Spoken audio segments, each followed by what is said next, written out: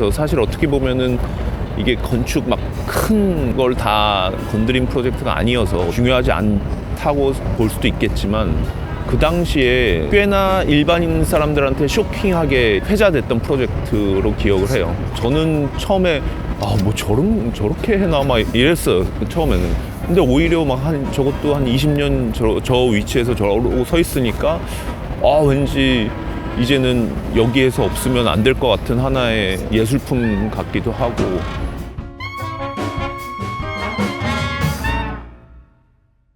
안녕하세요. 오늘 떠나볼 도시건축 방랑기는 삼성역에 있는 현대산업개발 하옥이 되겠습니다.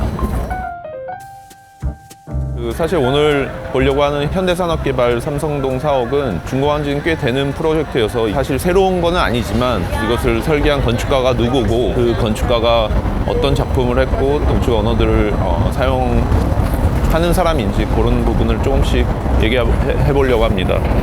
다니엘 리베스킨트라는 건축가인데 이 사람이 제일 처음 유명해진 거는 이제 베를린에 있는 주이시 뮤지엄, 유태인 박물관이죠. 그게 굉장히 파격적이었어요. 막 사선으로 막 이렇게 막 가는 박물관이었는데 지금 뭐 이스라엘 그 국기 아시잖아요. 그 다윗의 별이라고 하는 그것을 이제 형상화해가지고 건축 작업을 했는데 굉장히 화려한 작업을 했던 건축가입니다.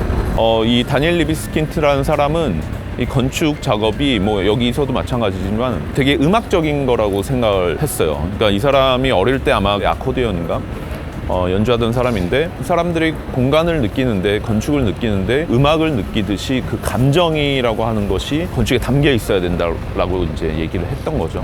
우리 감정이 이렇게 막 딱 정교하게 이렇게 뭐 네모 반듯하고 뭐 삼각형 뭐 완벽한 원이고 뭐 이런 게 아니잖아요. 그런 것처럼 이제 건축도 그런 식으로 느껴야 되고 그렇게 설계가 돼야 된다 이렇게 이제 봤던 사람이고 이제 보시면 아시겠지만 오늘 보려고 하는 현대산업개발 사옥에서도 기하학을 사용하는 것 같기도 하지만 기하학이 막 우리가 아는 법칙에 의해서 놓여져 있지가 않죠. 그러니까 막 원이랑 이제 뭐 탄젠트가 있는 것 같지만 그게 완전히 해체돼서 사용이 되고 있고 그렇기 때문에 그게 굉장히 역동적인 모습을 갖고 있는 거를 이제 보실 수가 있을 것 같습니다.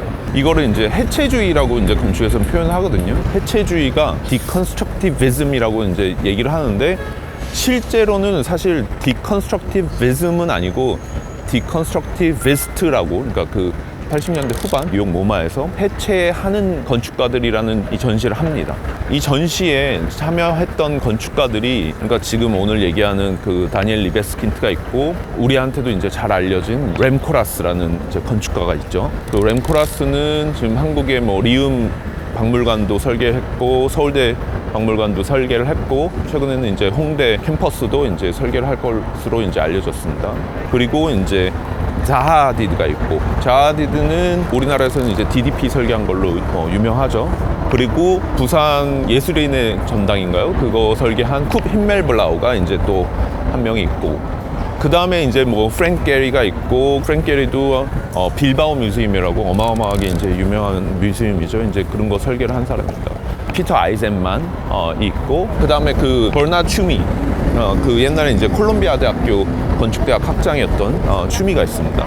이 추미는 한국의 프로젝트는 제가 없는 걸로 알고 있는데 프랑스의 파르크 드 라빌레트 이거를 설계하면서 뭐 어마어마하게 유명해졌어요. 그래서 파르크 드 라빌레트도 가면은 리베스킨트가 사용한 저런 빨간색 폴리라고 하는데 그걸 이제 사용하면서 굉장히 이제 재밌게 설계를 했고 근데 이제 이 7사람들이 모마에서 전시를 했는데 이 전시를 큐레이팅 하는 사람이 필립 존슨하고 추미 다음에 학장을 했던 마크 위글리라고 하는 사람 이 두 사람이 전시를 큐레이팅 합니다. 디컨스트럭티비스트라고 하는데 미국에서도 하도 기니까 이걸 그냥 디콘 그래요. 디콘이 뭐냐면은 뭐 지금 리베스킨트 건물처럼 기하학에 대한 도전인 거예요. 그러니까 기하학은 인간이 만들어낸 굉장히 인위적인 건축 언어죠. 인위적이긴 하지만 그 기하학이 자연을 담고 있기도 하고 예를 들어서 원은 하늘을 뜻하고 사각형은 땅을 뜻한다 뭐 이런 얘기처럼 그런데 이제 그거에 대해서 이제 도전장을 내미는 거예요. 이거를 깨트리면서.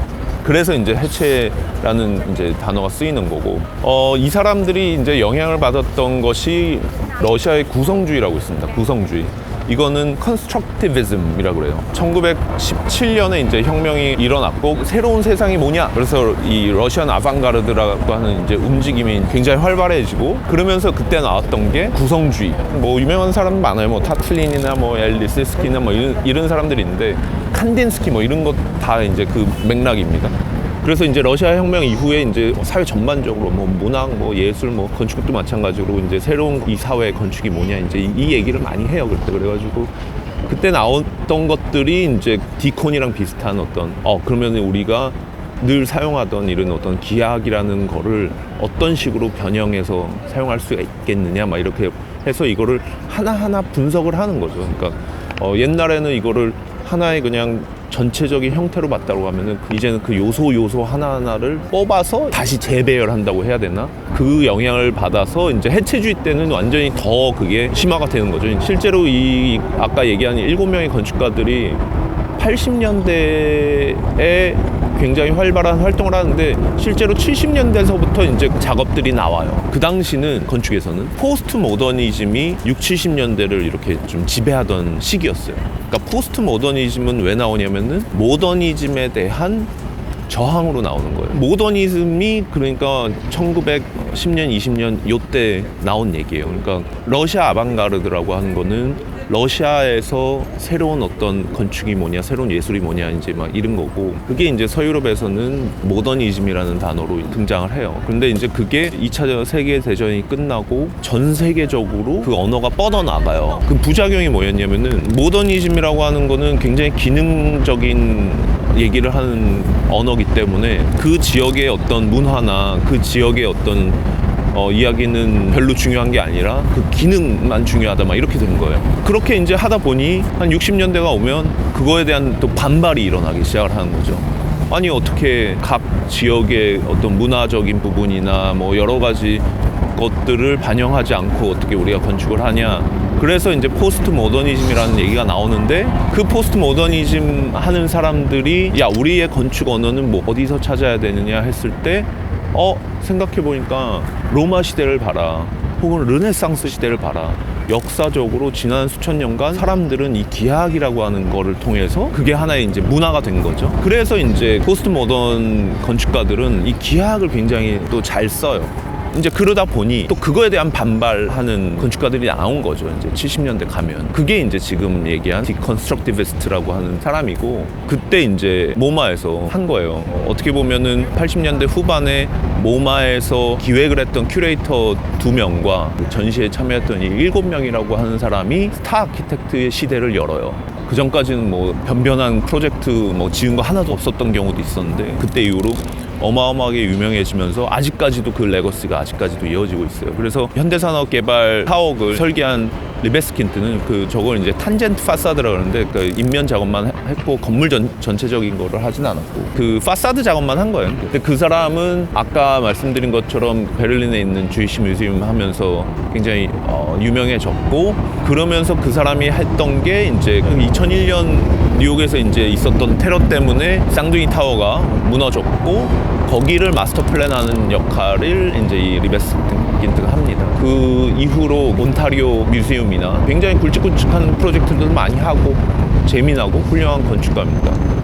이 프로젝트가 상당히 저는 재미난 프로젝트인 것 같아요. 그래서 사실 어떻게 보면은 이게 건축 막 큰 걸 다 건드린 프로젝트가 아니어서 중요하지 않다고 볼 수도 있겠지만 그 당시에 꽤나 일반인 사람들한테 쇼킹하게 회자됐던 프로젝트로 기억을 해요. 저는 처음에 저렇게 해나 막 이랬어요. 처음에는.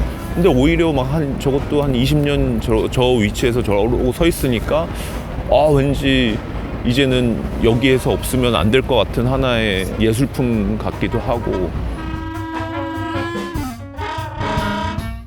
네, 저희가 한번 좀 가까이 와서 이 작품을 보려고 했는데 영동대로 공사하는 것 때문에 안 보이네요. 이게 이렇게 올려다보면 보이는데 아무튼 저희가 그 방랑기라고 해서 나왔는데 다음에 또 어디 가보면 좋을지 많이 추천해 주시면 좋을 것 같고, 시청해 주셔서 감사드리고 다음 방랑기 또 뵙겠습니다. 감사합니다.